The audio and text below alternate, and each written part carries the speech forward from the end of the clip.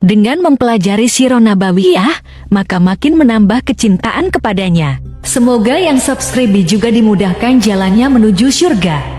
Silahkan tekan tombol like supaya postingan ini semakin tersebar. Dan tulis doa serta hajat pemirsa di kolom komentar. Semoga semakin banyak yang mengaminkan, maka semakin cepat terkabul. Nabi Sulaiman alaihi salam adalah manusia terkaya sepanjang sejarah kehidupan manusia di muka bumi. Dalam beberapa kitab suci seperti Al-Quran, Alkitab, dan Injil, Nabi Sulaiman alaihi salam dijelaskan sebagai manusia terkaya yang pernah hidup di muka bumi. Tidak ada satupun manusia yang bisa mengalahkan total kekayaannya hingga hari kiamat tiba.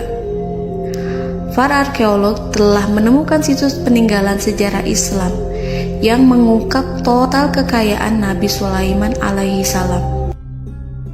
Erez bin Yosef, seorang profesor sekaligus peneliti, ia menyatakan bahwa 3.000 tahun yang lalu Nabi Sulaiman alaihi salam diperkirakan memiliki kekayaan senilai 2,2 triliun US dollar. Dan apabila dikonversikan dengan nilai mata uang dolar hari ini, jika dirupiahkan, maka nilainya setara dengan 32.891.870 triliun rupiah. Profesor itu juga menjelaskan bahwa kekayaan Nabi Sulaiman alaihi salam berasal dari dua sumber, yakni istana kerajaan dan tambang tembaga. Nilai itu berkali-kali lipat lebih banyak dari total kekayaan negara Indonesia yang hanya mencapai 11.454 triliun per 30 Desember 2021. Nabi Sulaiman alaihi salam memiliki beberapa mukjizat. Di antaranya adalah dapat berbicara dengan bahasa binatang. Beliau dapat memerintah mereka untuk melakukan sesuatu. Beliau juga dapat mengendalikan besar kecilnya tekanan angin dan dapat mengatur ke arah mana angin akan berhembus. Sehingga dengan itu Nabi Sulaiman dapat memanfaatkan angin sebagai kendaraannya dan juga kendaraan tentaranya. Nabi Sulaiman juga bisa melunakkan besi dan membentuknya menjadi pakaian perang yang anti tusukan senjata tajam. Nabi Sulaiman juga memimpin para jin. Mereka tunduk dan patuh pada perintah Nabi Sulaiman alaihi salam. Tidak hanya setan, iblis laknatullah yang merupakan makhluk pembangkang dapat dibuat tunduk bertekuk lutut pada perintah-perintah Nabi Sulaiman. Nabi Sulaiman bisa melakukan teleportasi, yaitu berpindah dari suatu tempat ke tempat yang lain dalam waktu singkat. Peristiwa itu dibuktikan dengan pemindahan singgasana Ratu Balqis atas perintah Nabi Sulaiman. Nabi Sulaiman dikenal sebagai raja yang adil dan bijaksana. Nabi Sulaiman diberkahi kecerdasan yang luar biasa untuk menyatu padukan segenap kekuatan yang Allah berikan kepadanya. Ia mengelola dan membawa kerajaannya menjadi kekuatan raksasa yang tak terkalahkan di masanya dengan segenap kemampuan yang dimilikinya. Tentara Nabi Sulaiman adalah tentara terkuat di bumi tanpa ada yang menandingi. Pertanyaan mendasar yang muncul kali ini adalah dari mana sumber kekayaan dan kekuatan Nabi Sulaiman alaihi salam? Untuk mendapat jawaban dari pertanyaan itu, simak video ini sampai akhir. Sebelum itu, mari bantu channel ini terus berkembang dengan cara subscribe dan nyalakan tanda loncengnya. Berikan komentar yang positif dan berikan like serta share video ini. Bismillahirrahmanirrahim. Sungguh kami benar-benar telah menganugerahkan ilmu kepada Daud dan Sulaiman. Keduanya berkata, segala puji bagi Allah yang melebihkan kami dari kebanyakan hamba-hambanya yang mukmin. Sulaiman telah mewarisi Daud dan dia berkata, "Wahai manusia, kami telah diajari untuk memahami bahasa burung dan kami dianugerahi segala sesuatu. Sesungguhnya, semua ini benar-benar karunia yang nyata." Quran Surat An-Naml ayat 15-16. Saudara-saudaraku yang dirahmati Allah, pada ayat di atas disebutkan bahwa Sulaiman telah mewarisi Daud.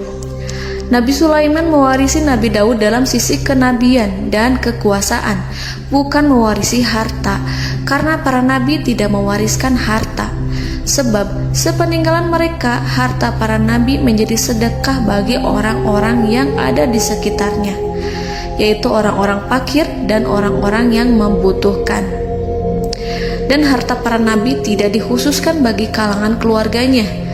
Rasulullah Shallallahu Alaihi Wasallam bersabda, "Kami para nabi tidak mewariskan." Nabi Sulaiman mewarisi kenabian dari Nabi Daud. Ini adalah hal yang jelas. Allah telah memilihnya sebagai nabi dari Bani Israel. Begitu juga Allah telah memberinya kekuasaan kerajaan sehingga ia menjadi pemimpin Bani Israel. Barangkali sesuatu yang paling penting yang diwarisi oleh Nabi Sulaiman dari Nabi Daud adalah tradisi militer. Kemajuan militer yang dahsyat telah berpindah kepada Nabi Sulaiman. Nabi Daud sebenarnya adalah seorang pengembala kambing yang sangat miskin, tetapi seiring dengan perjalanan waktu, ia menjadi komandan pasukan tiada tanding. Nabi Daud alaihi salam mengetahui bahwa kekuatan hakiki yang mengatur alam semesta adalah kekuatan Allah. Ketika Nabi Daud mengelurkan tangannya dan memegang potongan batu, lalu beliau melemparkannya dengan ketepel ke arah Jalut, kepala Jalut retak dan ambruk menghantam tanah. Ini sebagai bentuk demonstrasi kekuatan darinya. Kehadiran Nabi Daud mengubah pasukan Bani Israel, di mana mereka sebelumnya lari jika berhadapan dengan musuh. Maka kini keberadaan mereka mulai diperhitungkan di masa hidupnya. Nabi Daud mengalami peperangan yang sangat banyak, tapi Al-Quran tidak menceritakan secara terperinci. Hal itu dikarenakan karena Al-Quran adalah kitab dakwah di jalan Allah, bukan kitab sejarah. Al-Quran hanya menceritakan di dalam Al-Quran surat Shad ayat 20, "Dan kami kuatkan kerajaannya, kerajaan Daud." Ayat tersebut berarti bahwa Nabi Daud belum terkalahkan dalam peperangan yang diikutinya. Di samping dukungan yang Allah berikan kepadanya, juga pasukan dan rakyatnya, di mana mereka adalah orang-orang yang bertauhid, menyerahkan diri kepada Allah. Allah Subhanahu wa Ta'ala mengajarkan kepada Nabi Daud hal-hal yang menjadikan pasukannya memiliki keistimewaan yang dengannya mereka dapat mengalahkan pasukan-pasukan lain, pasukan-pasukan besar yang ada di bumi pada saat itu. Allah Subhanahu wa Ta'ala berfirman dalam surat Saba ayat 10, "Dan kami telah melunakkan besi untuknya." Baju besi mungkin akan menjadi masalah dalam benak kita. Ketika orang-orang yang berperang, baju besi cukup mengganggu gerakan mereka. Kita bisa membayangkan ketika ada dua orang berperang, salah satu dapat bergerak bebas, sementara yang lainnya tidak leluasa bergerak karena tertahan dengan pakaiannya.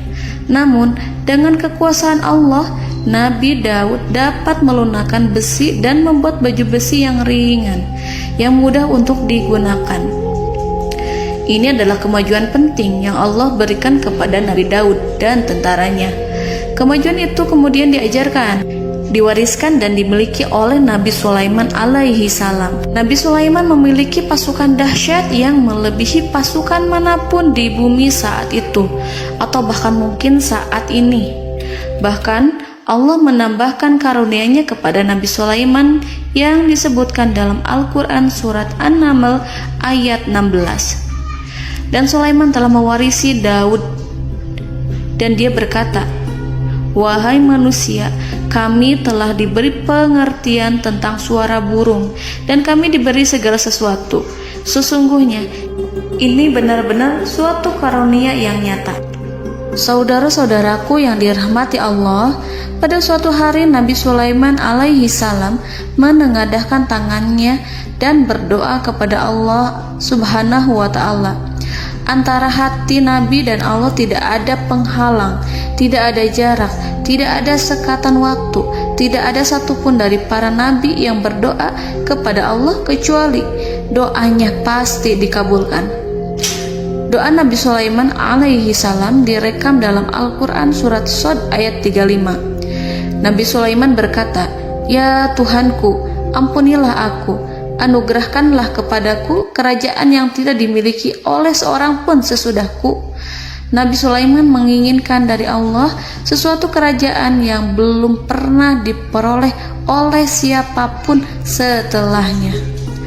Allah Subhanahu wa ta'ala mengabulkan doa Nabi Sulaiman dan memberinya kerajaan tersebut. Nabi Sulaiman mewarisi kekuasaan, kenabian, hikmah ilmu dari Nabi Daud alaihi salam. Orang-orang menyebut Nabi Sulaiman Al-Hakim, Sulaiman yang bijaksana.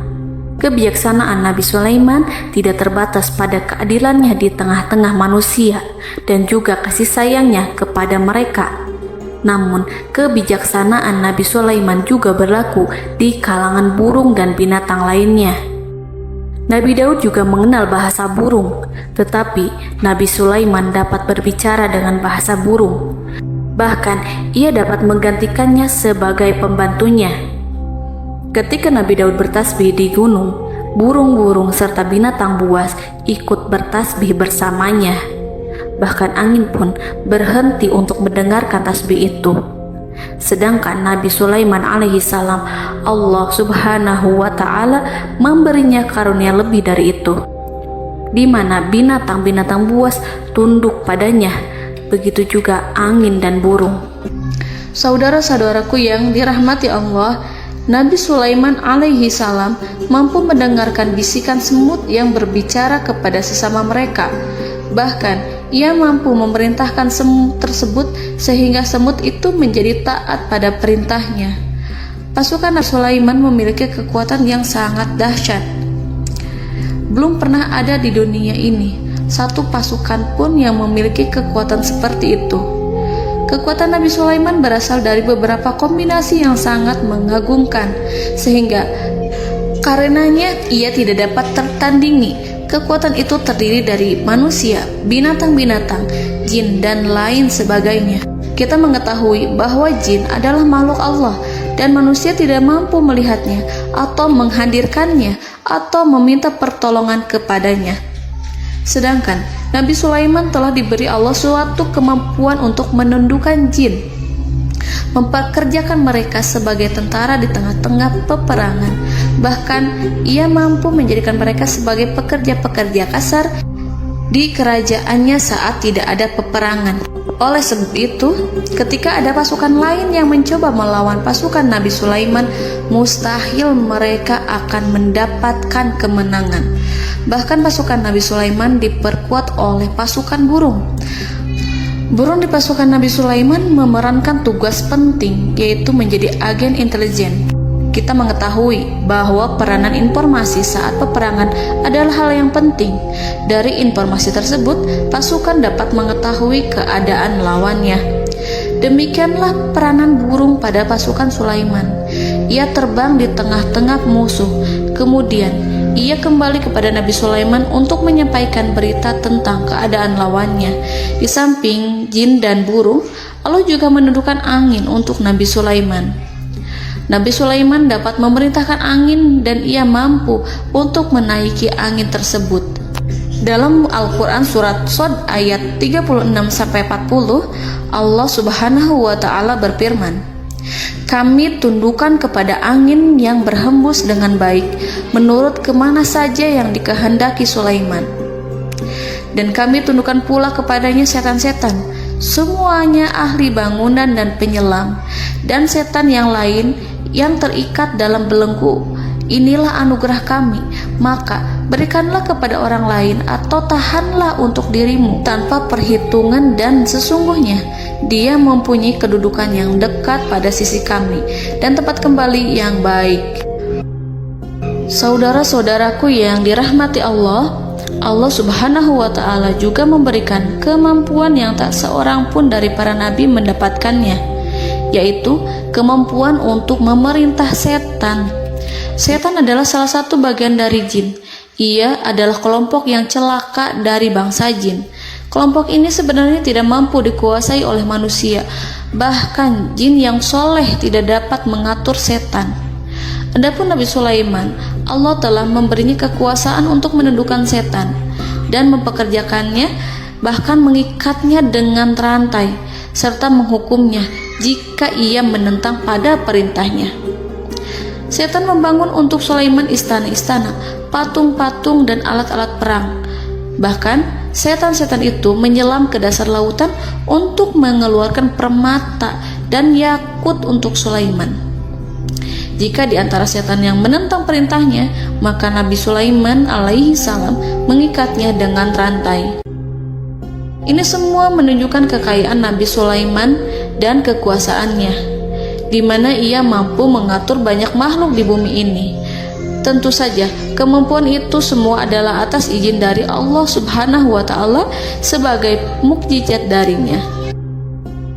Allah Subhanahu wa Ta'ala berfirman dalam Al-Quran surat Saba ayat 12, dan sebagian dari jin adalah yang bekerja di hadapannya di bawah kekuasaannya dengan izin Tuhannya, dan siapa yang menyimpang di antara mereka dari perintah kami, maka kami rasakan kepadanya azab neraka yang apinya menyala-nyala. Para jin itu membuat untuk Sulaiman apa yang dikehendakinya, dari gedung-gedung yang tinggi, patung-patung, dan piring-piring yang besarnya seperti kolam, atau periuk yang tetap berada di atas tungku. Saudara-saudaraku yang dirahmati Allah, Nabi Sulaiman yang bijaksana adalah penguasa yang tak tertandingi di muka bumi. Meskipun memperoleh nikmat-nikmat khusus yang agung itu yang Allah berikan kepada Sulaiman, beliau tetap menunjukkan dirinya sebagai manusia yang paling banyak berzikir kepada Allah dan manusia yang paling banyak bersyukur di zamannya. Saudara-saudaraku yang dirahmati Allah, sebagaimana Allah Subhanahu wa Ta'ala memberikan nikmat kepada ayahnya Nabi Daud alaihi salam, di mana ia mampu melunakkan besi, dan Allah mengajarinya bagaimana cara mencairkan besi, maka Nabi Sulaiman alaihi salam dapat memanfaatkan tembaga yang cair untuk peperangan. Dan juga di saat perdamaian, pada saat peperangan, beliau mencampur tembaga dengan besi dan menjadikannya perunggu. Mereka menggunakan senjata-senjata perunggu dalam peperangan seperti pedang, baju besi, dan juga pisau. Senjata-senjata ini adalah senjata yang paling kuat pada saat itu. Sedangkan di saat damai, tembaga digunakan untuk membuat bangunan, perhiasan, dan sebagainya. Meskipun Nabi Sulaiman mendapatkan nikmat yang besar dan karunia yang khusus, Allah Subhanahu wa Ta'ala mengujinya dengan suatu ujian yang dahsyat. Ujian yang akan selalu datang kepada seorang hamba yang soleh. Ketika hamba itu mendapatkan kedudukan besar, maka ujiannya pun menjadi besar. Allah Subhanahu wa Ta'ala menguji Nabi Sulaiman dengan penyakit. Diceritakan oleh Fahru Roji, Nabi Sulaiman diuji dengan suatu penyakit yang keras, di mana kedokteran saat itu tidak dapat dan tidak mampu mengatasinya. Sakitnya Nabi Sulaiman sangat keras, sehingga para dokter dari kalangan manusia ataupun jin tidak mampu menghilangkan penyakit itu. Lalu burung-burung menghadirkan rumput-rumput yang dianggapnya sebagai obat, tetapi Nabi Sulaiman tak kunjung sembuh. Semakin hari penyakit Nabi Sulaiman semakin menjadi-jadi, sehingga ketika Nabi Sulaiman duduk di atas kursi, ia duduk bagaikan tubuh tanpa roh. Seakan-akan ia mati karena saking keras penyakit yang dideritanya. Sakit yang diderita oleh Nabi Sulaiman alaihi salam berlangsung sangat lama. Namun Nabi Sulaiman tidak henti-hentinya berzikir kepada Allah dan meminta kesembuhan kepadanya, serta selalu beristighfar dan mengungkapkan rasa cinta kepadanya. Selesailah ujian Allah terhadap hambanya Nabi Sulaiman.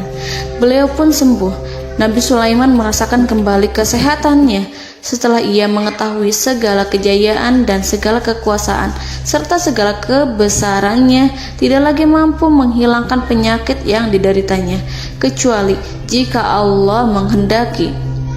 Saudara-saudaraku yang dirahmati Allah, Nabi Sulaiman telah membangun tempat ibadah, tempat sujud, sehingga manusia menyembah Allah di dalamnya. Orang-orang yang membangunnya berjumlah puluhan ribu orang. Tentu setiap kelompok dari mereka memiliki pekerjaan masing-masing. Di antara mereka ada yang mencairkan tembaga, di antara mereka ada yang tukang pahat, ada yang tukang ukir, ada yang membelah batu, ada yang memotong kayu, ada yang mendatangkan rumput-rumput dari Libanon, ada yang mendatangkan emas dan menjadikannya lempengan-lempengan yang mengkilat untuk menutupi kayu, serta untuk melapisi dinding-dinding. Bahkan golongan jin pun membantu membangun tempat tersebut, tentu dengan perintah dan bimbingan Nabi Sulaiman. Mereka membuat patung-patung yang besar, membuat bejana yang besar untuk tempat makan para tentara dan pekerja, yaitu bejana seperti gunung. Karena saking berat dan besarnya, mereka juga membuat tempat-tempat minum yang besarnya seperti kolam. Nabi Sulaiman mengawasi para pekerjanya dan juga mengurusi masyarakatnya, di mana beliau mengenali problem mereka dan berusaha memecahkannya. Beliau juga mengawasi pasukan dari kalangan binatang dan burung. Beliau mengetahui apabila ada satu di antara mereka yang tidak datang, kemana ia pergi serta mengapa ia pergi. Nabi Sulaiman menguasai pengetahuan itu semua. Nabi Sulaiman bukan hanya mengetahui problem tentara-tentaranya dari kalangan manusia ataupun tentaranya dari kalangan burung, namun ia juga menunjukkan kasih sayang terhadap semut, di mana beliau mendengar bisikannya dan tidak suka untuk menginjaknya. Nabi Sulaiman selalu menundukkan kepalanya ke bumi sebagai bentuk rasa rendah diri dan syukur kepada Allah. Pada suatu hari, Nabi Sulaiman alaihi salam berjalan di depan tentaranya dan tiba-tiba ia mendengar suara semut yang berkata kepada temannya dari kalangan semut. Hal itu terekam dalam Al-Quran surat An-Naml ayat 18-19. Wahai semut-semut, masuklah ke dalam sarang-sarangmu agar kamu tidak terinjak oleh Sulaiman dan tentaranya, sedangkan mereka tidak menyadarinya. Nabi Sulaiman alaihi salam tersenyum mendengar itu dan ia berdoa, "Ya Allah, ya Tuhanku, berilah aku ilham untuk tetap mensyukuri nikmat-Mu yang telah Engkau anugerahkan kepadaku dan kepada kedua orang ibu bapakku, dan untuk mengerjakan amal soleh yang Kau ridhoi, dan masukkanlah aku ke dalam rahmat-Mu, ke dalam golongan hamba-hamba-Mu yang soleh." Saudara-saudaraku yang dirahmati Allah, meskipun Nabi Sulaiman mendapatkan kekuasaan dan memiliki tentara yang besar, namun beliau menunjukkan kasih sayang terhadap bangsa semut. Beliau mendengarkan bisikannya dan melihat semut yang ada di depannya. Oleh karena itu, tak mungkin baginya untuk menginjak golongan semut itu. Nabi Sulaiman bersyukur kepada Allah telah memberinya nikmat, yaitu nikmat rahmat dan kasih sayang. Di samping itu, Nabi Sulaiman alaihi salam adalah orang paling kaya di dunia. Istananya terbuat dari kayu gaharu yang memiliki wangi harum. Istananya terbuat dari emas yang terkadang dari kristal. Beliau juga memiliki kursi besar yang terbuat dari emas dan permata. Istana Nabi Sulaiman merupakan istana yang paling besar di dunia. Nabi Sulaiman menggunakan pakaian dari emas dan permata. Meskipun demikian, Nabi Sulaiman tetap menunjukkan sebagai hamba yang berserah diri dan rendah diri di hadapan Allah Subhanahu wa Ta'ala. Nabi Sulaiman yang merendahkan diri di hadapan Allah, ia selalu sujud kepada Allah, sebagaimana ayahnya yang selalu bertasbih pada Allah. Nabi Sulaiman selalu melantunkan lagu-lagu cinta ilahi dan hanya memuji Allah Subhanahu wa Ta'ala. Pada suatu hari, Nabi Sulaiman alaihi salam mengeluarkan perintah kepada pasukannya untuk bersiap-siap. Kemudian, Nabi Sulaiman keluar dan memeriksa pasukannya satu demi satu. Kelompok yang pertama adalah kelompok manusia. Nabi Sulaiman memperhatikan kesiapan mereka. Lalu Nabi Sulaiman mengeluarkan perintah-perintah kepada mereka. Kemudian Nabi Sulaiman memeriksa kelompok jin dan menyampaikan perintahnya kepada mereka. Beliau memenjarakan jin yang tampak bermalas-malasan saat bekerja. Lalu beliau memeriksa binatang dan berkata kepada mereka, apakah mereka sudah makan dengan baik? Apakah mereka tidur dengan nyenyak? Apakah ada yang mengadu pada mereka, misalkan karena penyediaan makanan yang tidak layak? Apakah ada di sana yang sakit dan lain sebagainya? Ketika Nabi Sulaiman merasa puas dengan semuanya, Nabi Sulaiman memasuki tenda tempat berkumpulnya para burung. Nabi Sulaiman alaihissalam kemudian memasuki tenda tersebut, mengamati keadaan di sekitarnya, sehingga beliau mengetahui bahwa ada satu burung yang tidak hadir, yaitu burung hudhud. Mengapa aku tidak melihat burung hudhud? Burung-burung yang lain tampak terdiam sebagai penghormatan, dan mereka mendengarkan apa yang akan dikatakan pemimpin mereka. Nabi Sulaiman mengarahkan pandangannya pada semua burung dan tidak menemukan burung hudhud di antara mereka. Tak seekor burung pun yang mengetahui keberadaannya. Burung hudhud absen pada apel wajib kali ini. Nabi Sulaiman mulai menampakkan kemarahannya. Tiba-tiba, seekor burung kecil memberanikan diri untuk berkata kepada Nabi Sulaiman, Wahai Nabi yang mulia, seharusnya hudhud ada bersamaku kemarin untuk melaksanakan tugas penyelidikan. Ia adalah pemimpin misi itu. Namun, burung hudhud belum datang. Oleh karena itu, aku tidak pergi bersamanya. Burung itu tampak gemetar. Nabi Sulaiman mengetahui bahwa hudhud tidak hadir dan tak seorang pun mengetahui kemana ia pergi. Burung hudhud pergi tanpa izin terlebih dahulu. Dalam keadaan marah, Nabi Sulaiman berkata, sungguh aku benar-benar akan mengazabnya dengan azab yang sangat keras, atau benar-benar menyembelihnya, kecuali jika ia benar-benar datang kepadaku dengan alasan yang jelas. Kawanan burung-burung mengetahui bahwa Nabi Sulaiman sedang marah dan telah menetapkan untuk menyiksa burung hudhud atau menyembelihnya, atau justru memaafkannya dengan syarat ia datang dengan membawa alasan yang dapat menyelamatkannya, atau dengan kata lain, burung hudhud dapat memastikan bahwa ia melaksanakan tugas yang penting. Nabi Sulaiman menunjukkan kemarahan yang besar sehingga siapapun akan merasa takut kepada Nabi Sulaiman yang marah. Nabi Sulaiman kemudian pergi dari tempat burung tersebut. Nabi Sulaiman masih memikirkan keadaan burung hudhud. Seharusnya burung hudhud menjadi bagian penting dari badan intelijen. Apakah ia pergi untuk menyingkap suatu, atau apakah ia pergi hanya untuk bermain-main? Nabi Sulaiman telah memperhatikan dan mengetahui bahwa burung hudhud adalah seekor burung yang cerdik dan juga fasih berbicara. Terkadang Nabi Sulaiman mendapati burung hudhud sedang bermain-main dan menunda-nunda pekerjaannya. Namun ketika Nabi Sulaiman melihatnya, burung hudhud memahami bahwa perbuatannya tidak benar. Oleh karena itu, ia tidak boleh menyampur adukan antara waktu serius dan waktu bermain. Tidak lama setelah itu, burung hudhud tiba di tempat para burung. Burung-burung yang lain berkata kepadanya, Wahai hudhud, pergilah engkau ke tempat Nabi Sulaiman.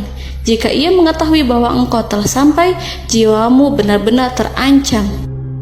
Mendengar itu, burung hudhud segera beranjak. Ia terbang menemui Nabi Sulaiman. Pada waktu itu, Nabi Sulaiman sedang duduk bersama tentaranya yang lain. Burung hudhud berdiri. Ia telah merencanakan untuk memulai pembicaraan dengan Nabi Sulaiman sebelum Nabi Sulaiman bertanya kepadanya kemana dia pergi. Ini sebagai bukti bahwa hudhud telah melaksanakan suatu tugas yang penting. Dalam Al-Quran Surat An-Naml ayat 22, burung hudhud berbicara, Aku telah mengetahui sesuatu yang kamu belum mengetahuinya, dan kubawa kepadamu dari negeri Saba suatu berita penting yang diyakini seakan-akan burung hudhud hendak berkata, Aku adalah hudhud yang miskin, tapi aku mengetahui apa yang tidak engkau ketahui, dan aku telah datang kepadamu dari kerajaan Saba dengan membawa berita yang sangat penting. Nabi Sulaiman tampak terdiam menunggu hudhud menyelesaikan kisahnya. Dalam surat An-Naml ayat 23-24, burung hudhud berkata, Sesungguhnya aku menjumpai seorang wanita yang memerintah mereka. Dia dianugerahi segala sesuatu serta mempunyai singgasana yang besar. Aku mendapati dia dan kaumnya menyembah matahari selain Allah. Dan setan-setan telah menjadikan mereka memandang indah perbuatan-perbuatan mereka, lalu menghalangi mereka dari jalan Allah, sehingga mereka tidak mendapat petunjuk. Burung hudhud diam. Nabi Sulaiman merasa bahwa hudhud menunjukkan kepasihan lisannya. Nabi Sulaiman berkata dalam Quran surat An-Naml ayat 27 sambil menunjukkan senyum manisnya. Nabi Sulaiman berkata, "Akan kami lihat apakah kamu benar wahai hudhud, ataukah kamu termasuk orang-orang yang berdusta." Seakan-akan burung hudhud ingin mengatakan, "Aku tidak berbohong wahai Nabi yang mulia." Namun diamnya Sulaiman membuat takut sehingga burung hudhud terdiam. Nabi Sulaiman terdiam karena berpikir, lalu ia memutuskan sesuatu setelah itu. Beliau melihat kepada lainnya dan meminta secari kertas. Nabi Sulaiman menulis surat singkat dan menyerahkannya kepada hudhud, serta memerintahkan kepadanya seperti yang dikatakan dalam Quran surat An-Naml ayat 28. "Pergilah dengan membawa suratku ini, lalu jatuhkanlah kepada mereka, kemudian berpalinglah dari mereka, lalu perhatikanlah apa yang mereka bicarakan." Al-Quranul Karim hanya menceritakan dalam Quran surat An-Naml bagaimana perginya hudhud dan bagaimana ia menyerahkan surat itu.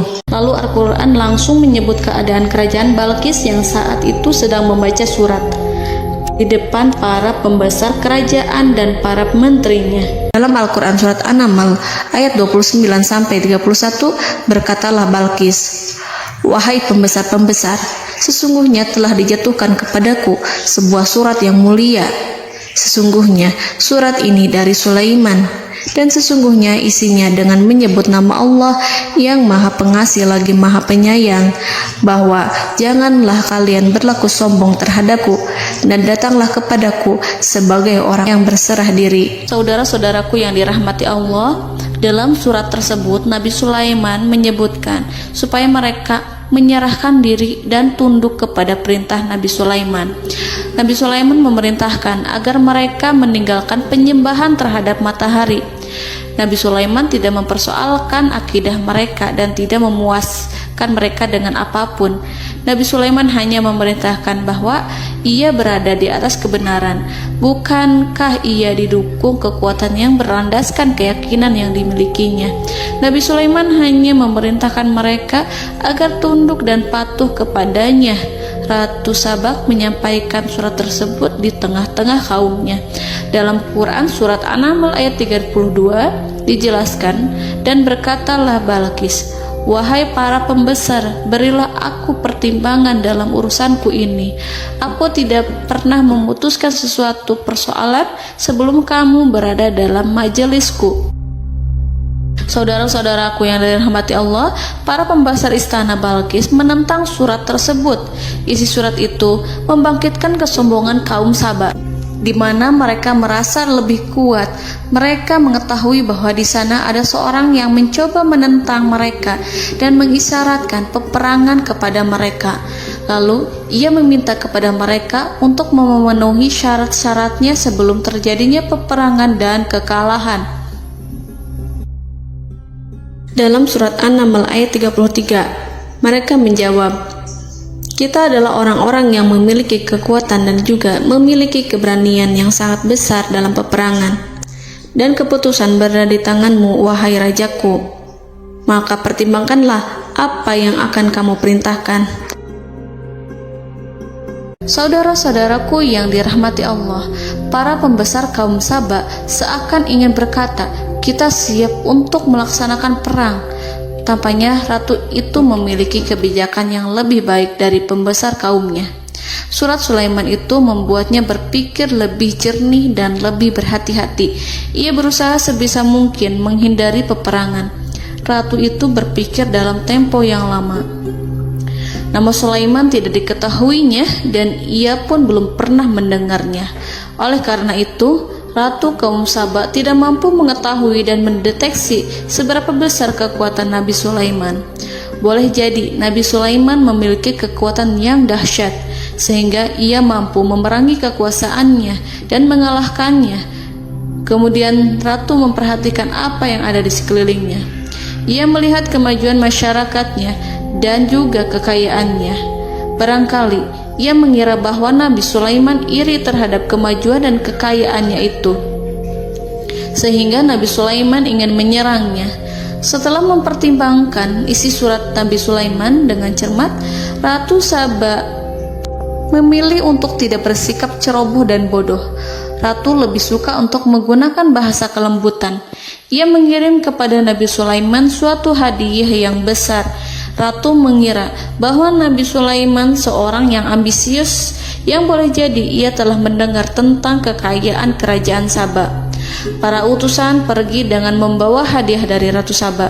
Ratu berharap agar mereka dapat memasuki kerajaan Nabi Sulaiman dan akan mengetahui kondisi kerajaannya.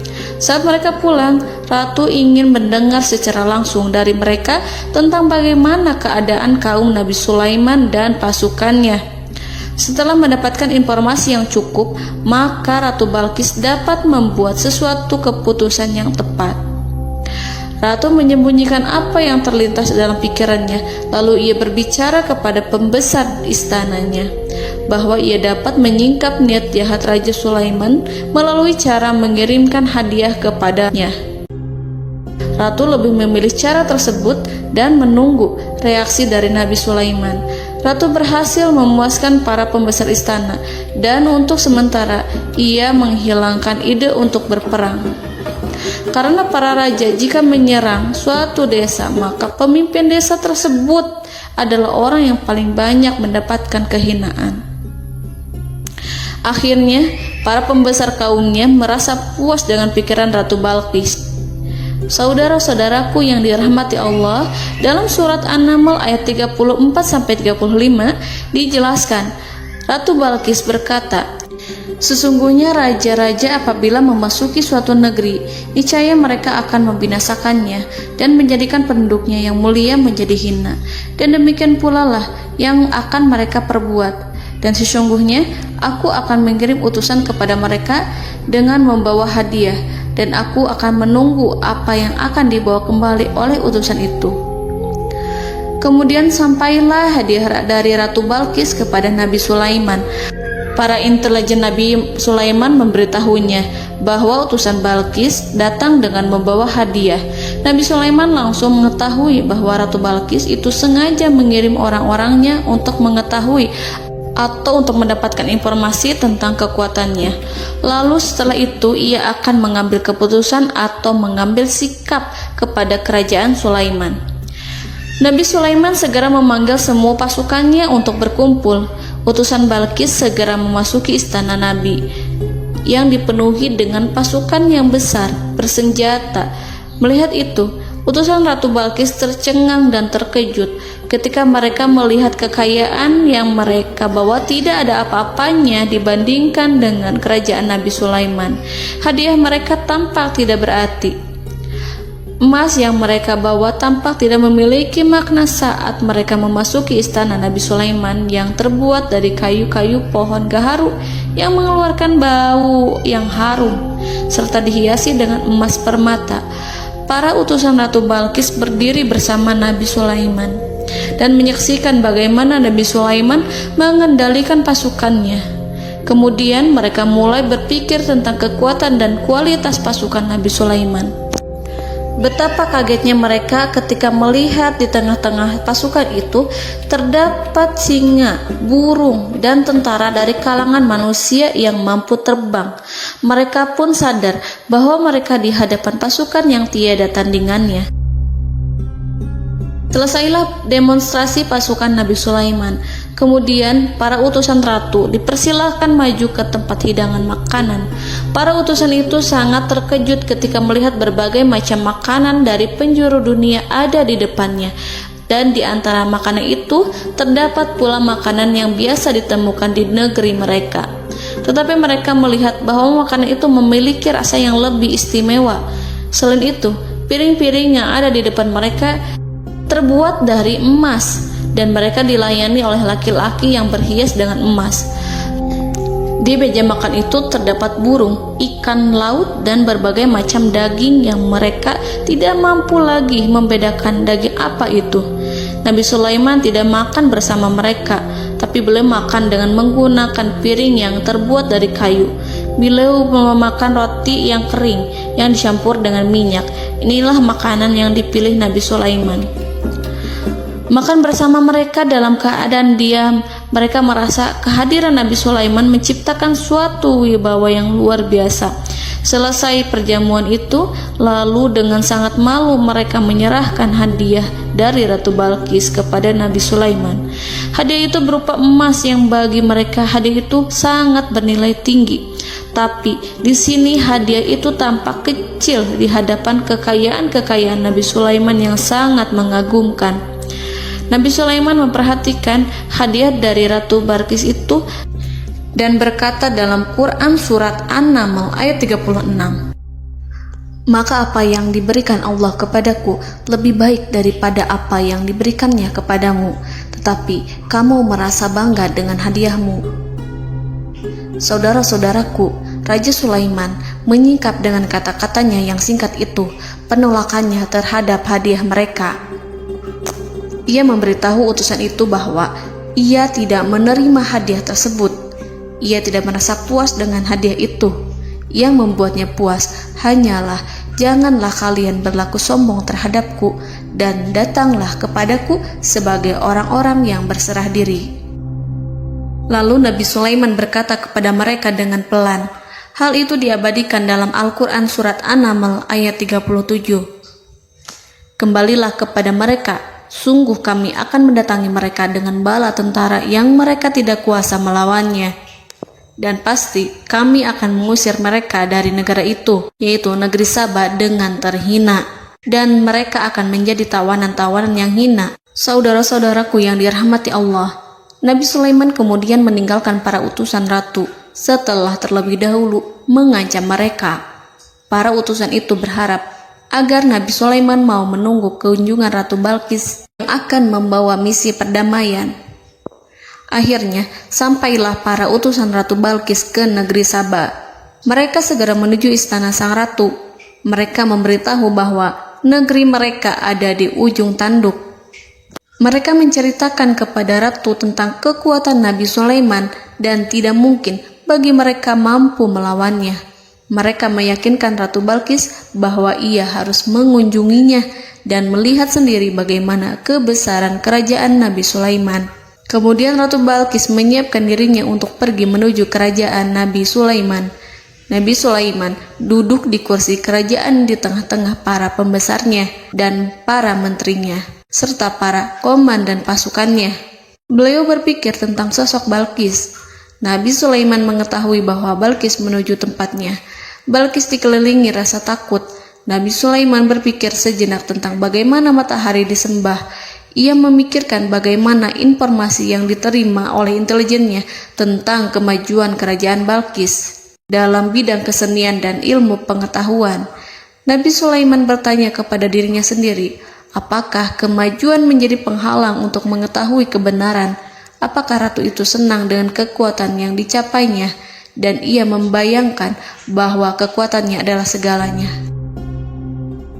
Dengan kemajuan yang dimilikinya, Nabi Sulaiman ingin membuat kejutan agar ratu mengetahui bahwa Islam yang diyakini oleh Nabi Sulaiman adalah satu-satunya yang mampu mendatangkan kemajuan dan kekuatan yang hakiki, sehingga ia dapat membandingkan antara keyakinannya dalam menyembah matahari beserta kemajuan yang dicapainya dengan keyakinan Nabi Sulaiman beserta kemajuan yang diraihnya. Saudara-saudaraku yang dirahmati Allah, para mata-mata Nabi Sulaiman telah memberitahunya bahwa hal yang sangat disegani dan dikagumi oleh kaum Balkis adalah kerajaan Saba, yaitu singgasana Ratu Balkis. Singgasana itu terbuat dari emas dan batu delima. Singgasana tersebut dijaga oleh penjaga yang sangat disiplin, di mana mereka tidak pernah lalai sedikit pun. Oleh karena itu, sangat tepat apabila Nabi Sulaiman menghadirkan singgasananya di sini, di kerajaannya. sehingga ketika ratu tiba, maka ia dapat duduk di atasnya.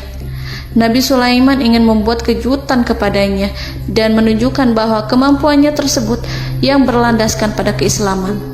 Nabi Sulaiman melakukan yang demikian itu dengan harapan agar si ratu tunduk kepadanya. Ide itu terlintas dalam diri Nabi Sulaiman. Lalu ia mengangkat kepalanya dan menoleh kepada anak buahnya. Hal itu diabadikan dalam Quran Surat An-Naml ayat 38. Wahai para pembesar, siapakah di antara kamu sekalian yang sanggup membawa singgasananya kepadaku sebelum mereka datang kepadaku sebagai orang-orang yang berserah diri? Saudara-saudaraku, perhatikanlah ungkapan pikiran Nabi Sulaiman tersebut.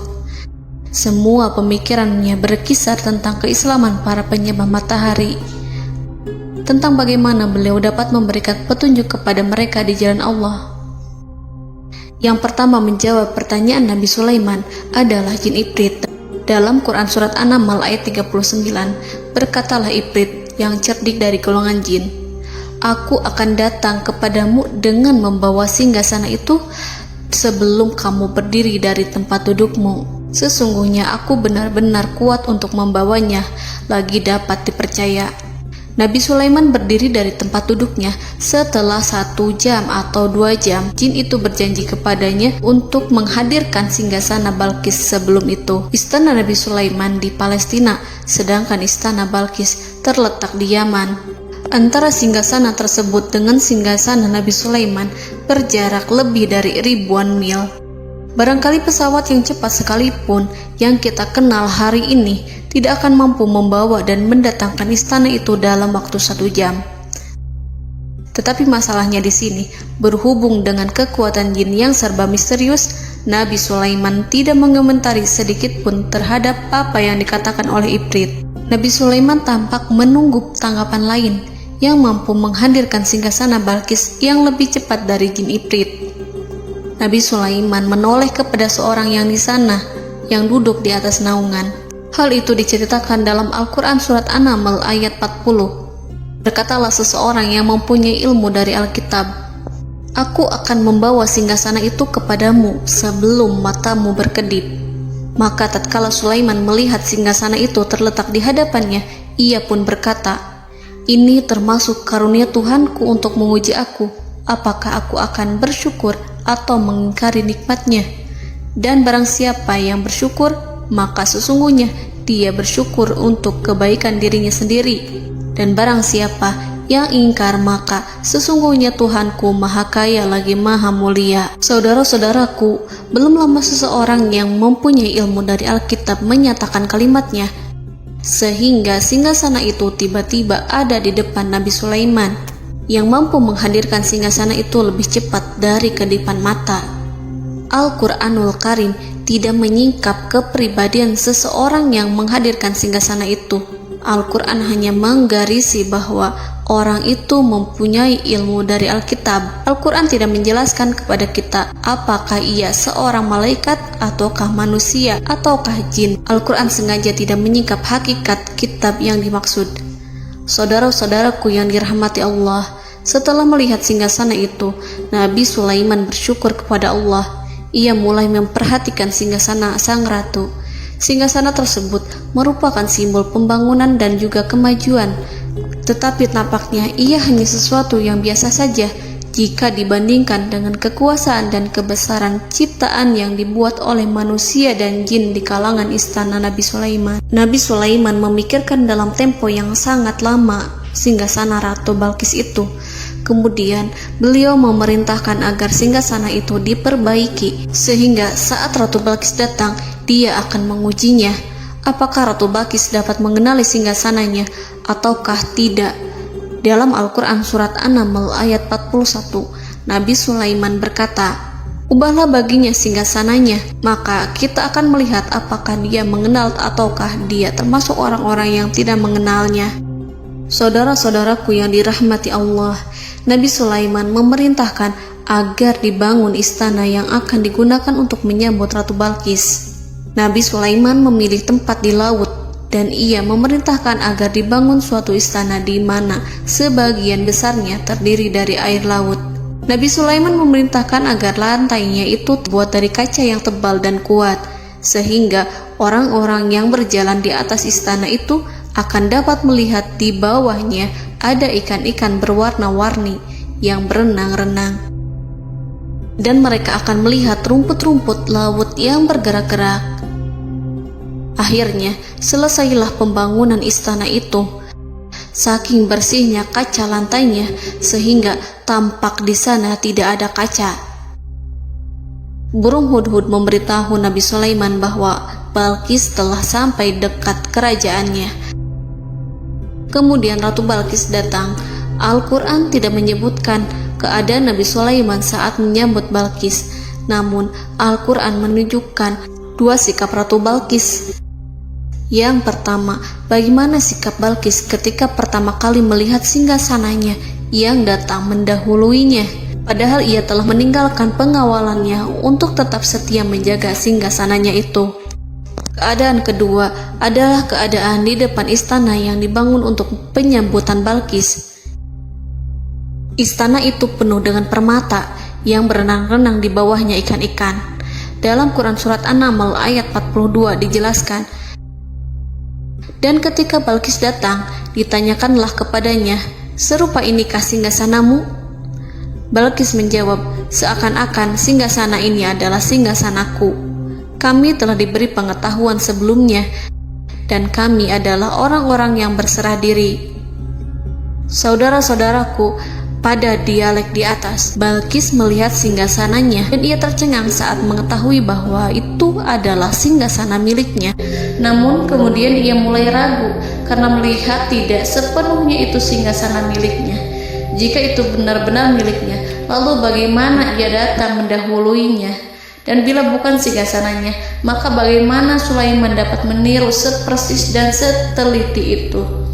Padahal Sulaiman tidak pernah sekalipun ke kerajaannya. Nabi Sulaiman berkata saat melihat Balkis mengamati singgasananya, apakah ini singgasanamu? Balkis terlihat sangat kebingungan, namun setelah itu ia menjawab, sepertinya benar. Nabi Sulaiman berkata, kami telah diberi ilmu sebelumnya dan kami sebagai orang-orang muslim. Saudaraku yang dirahmati Allah, melalui pertanyaan Nabi Sulaiman ingin mengisyaratkan kepada Balkis agar ia membandingkan antara keyakinannya beserta ilmu yang dicapainya dengan keyakinan Nabi Sulaiman yang muslim beserta pengetahuan yang telah diraihnya. Penyembahan terhadap matahari dan pencapaian ilmu yang dicapai oleh Ratu Balkis tanpa tidak ada apa-apanya dibandingkan dengan ilmu Nabi Sulaiman dan keislaman. Nabi Sulaiman telah mendahuluinya dalam bidang ilmu karena keislamannya. Karena itu, sangat mudah baginya untuk mengungguli Balkis dalam ilmu-ilmu yang lainnya. Demikianlah yang disyaratkan dalam pertanyaan Nabi Sulaiman kepada Ratu Balkis. Ratu Saba itu mengetahui bahwa ini adalah singgasananya, di mana singgasana itu datang lebih dahulu daripada dirinya. Beberapa bagian darinya telah diubah saat Balkis masih di perjalanan menuju ke tempat Nabi Sulaiman. Ia berpikir kemampuan apa yang dimiliki Nabi Sulaiman. Ratu Balkis tercengang melihat apa yang disaksikannya, yang berupa buah dari keimanan Nabi Sulaiman dan hubungannya dengan Allah Subhanahu wa Ta'ala. Sebagaimana Balkis juga tercengang ketika melihat kemajuan di bidang ilmu pembangunan, seni, dan ilmu-ilmu yang lainnya. Maka ia tidak lebih kagum lagi saat melihat hubungan yang kuat antara keislaman Nabi Sulaiman dengan ilmunya, serta kemajuan yang diraihnya. Dalam Al-Quran Surat An-Naml ayat 43 dijelaskan, dan apa yang disembahnya selama ini selain Allah mencegahnya untuk melahirkan keislamannya, karena sesungguhnya ia terdahulu termasuk orang-orang yang kafir. Saudara-saudaraku yang dirahmati Allah, berguncanglah dalam benak Balkis ribuan hal ketika melihat keyakinan kaumnya runtuh di hadapan Nabi Sulaiman. Ia menyadari matahari yang disembahnya hanya merupakan ciptaan Allah, dan Allah lah yang menggerakkannya untuk hamba-hambanya. Lalu terbitlah matahari kebenaran dalam dirinya.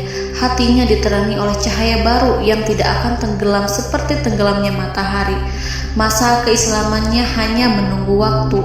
Ratu Balkis memilih waktu yang tepat untuk mengumumkan keislamannya. Allah Subhanahu wa Ta'ala berfirman dalam Quran Surat An-Naml ayat 44. Dikatakan kepadanya, masuklah ke dalam istana. Maka tatkala ia melihat lantai istana itu, dikiranya kolam air yang besar dan disingkapnya 2 betisnya. Berkatalah Sulaiman, sesungguhnya ia adalah istana licin yang terbuat dari kaca.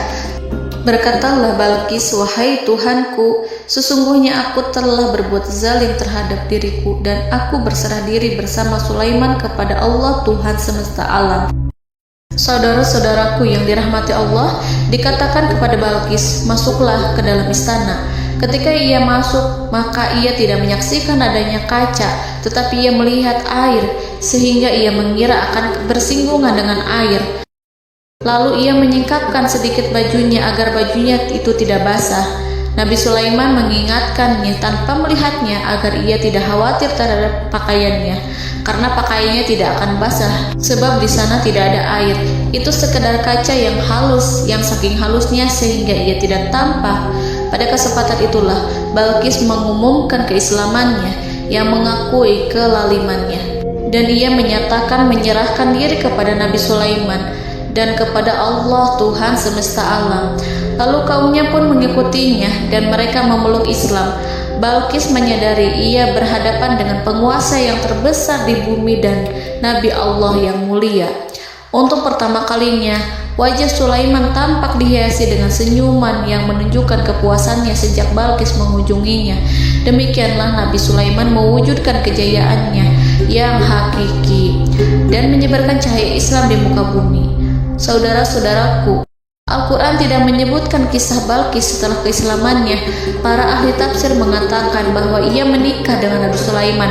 Selain itu, ada yang mengatakan bahwa ia menikah dengan salah satu orang dekat Nabi Sulaiman. Ada juga yang mengatakan bahwa sebagian Raja Habasyah adalah keturunan dari buah perkawinan ini. Wallahu a'lam bishawab. Saudara-saudaraku yang dirahmati Allah, Nabi Sulaiman hidup di tengah-tengah kejayaan dan kemuliaan di bumi. Kemudian Allah menetapkan kematian untuknya, sebagaimana kehidupan Sulaiman berada di puncak kemuliaan dan kejayaan yang penuh dengan keajaiban yang luar biasa.